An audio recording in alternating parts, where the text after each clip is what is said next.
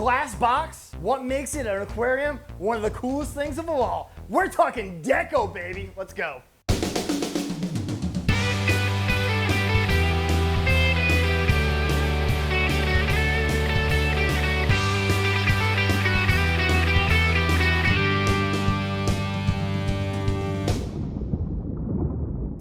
Whether it's live plant tank or an artificial tank, it's picking out the right woods, the substrate, and the deco to go inside that tank. That's what's really gonna make it pop. I'm gonna show you some different types of woods that personally I think that look really good inside a natural aquarium with live plants or a tank. We're just gonna do artificial decor. Let's check it out.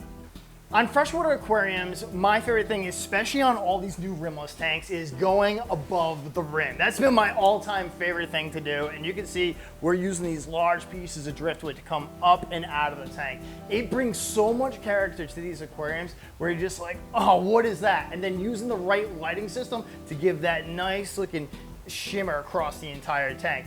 But what else do you need? Well, let's just find out what we can find for different types of woods for your home aquarium. When it comes down to woods, I pretty much go for three basics. I go for Texan. I love that Texas wood. I love spider wood, and I just love massively obnoxious sized driftwoods. Things like this. This is just awesome for any massive aquarium. When it comes down to the everyday aquarium, I gotta say my go-to is always the spider woods. Reason being is you don't get too much on the tannins. You do get some biofilm, but after that, they clean up fairly fast. And the amount of shapes and the styles you can add to that by picking out the stones to mix with this, they're just a great looking addition to any aquarium. You don't need to overdo it, just enough to build enough character inside that aquarium to give it that look that you're looking for. Now for substrate, whether you get into sand, like a thinner, smaller gravel, a larger gravel, that's up to you.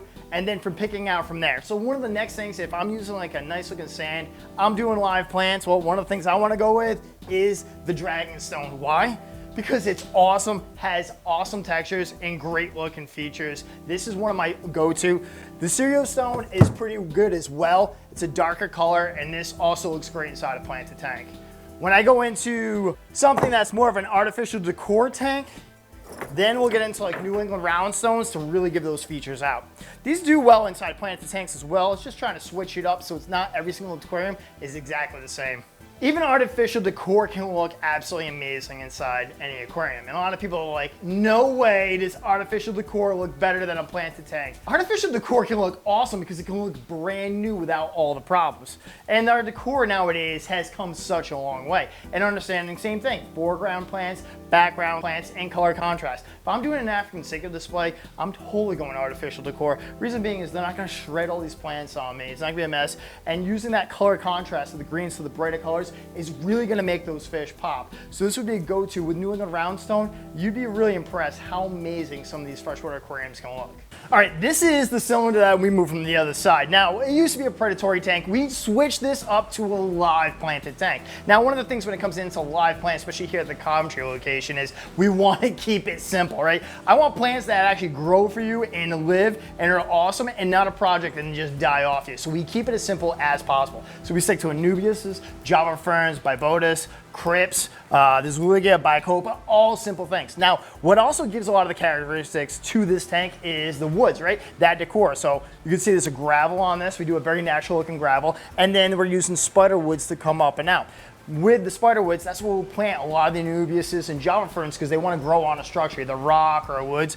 And we'll actually use coral glue to glue them on there. And when they start really filling out, that's what really makes the whole thing come together. Now, if this was artificial plants, still looks good. I treat it almost the same exact way, but when it comes down to artificial plants, you have to plan on pulling those out, cleaning them off, and putting them back here. Now, are you out of that when it comes down to live plants? No, because you're gonna get the right species for the live plants. So we use a lot of bushy noses, we'll use a lot of different types of snail species to keep the plants looking great. Now, this is a cool diversity. I wanted to do different types of all rainbows, and there's also Congo tetras in this to give you a wide variety of how awesome some of these community fish are. When it comes down to different types of plants, we use a lot of the different types of Nubia. So the Nubiases we'd actually take out of the pot, get them out, get the roots going, take the glue, and you could actually glue them across this. So if this is spiderwood, even coming up and out of it, you can actually see underneath, we have Java ferns, Nana Petit on the bottom, and letting them grow to really bring that character to life. Now, same thing, I could do the exact same thing with an artificial plant, This is a foreground, it's a foreground plant. We cut this